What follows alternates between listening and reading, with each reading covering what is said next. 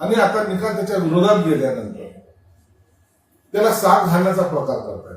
ओमराजेने काय निर्णय घ्यायचा हा त्याचा प्रश्न आहे, परंतु शिव्या द्यायच्या, पुन्हा त्याला म्हणायचं की नाही ओमराजे तुम्ही आता आमच्या बरोबर या.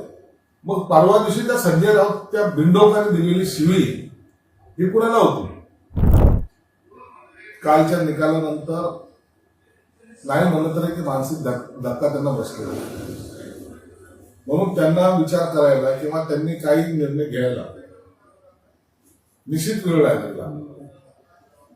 परंतु तुम्ही निकालाच्या 1 दिवस अगोदर 2 दिवस अगोदर काय बोलला होता ते थोडं आठवा.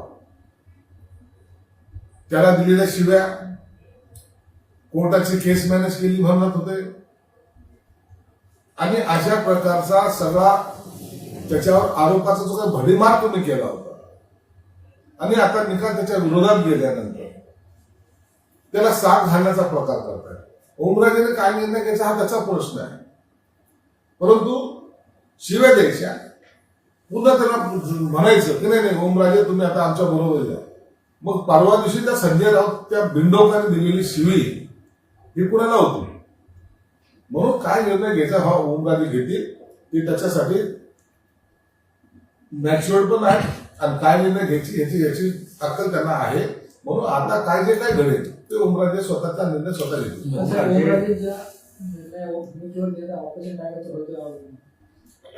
हे बघा, काय निर्णय होईल, काय व्हायचं आहे ते ओमराजे आज निर्णय घेतले तर कळेल, म्हणून त्यावर जास्त भाष्य करणं उचित नाही. आज आपल्या मतदारसंघात जाणार आहे, लोकांशी संवाद साधणार आहे, चांगली गोष्ट आहे ना.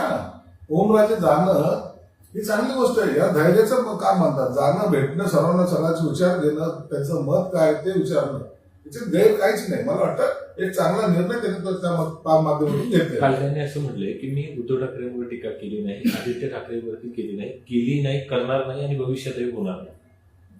नाही करत कोणी, कुणाला काही इच्छा नसते.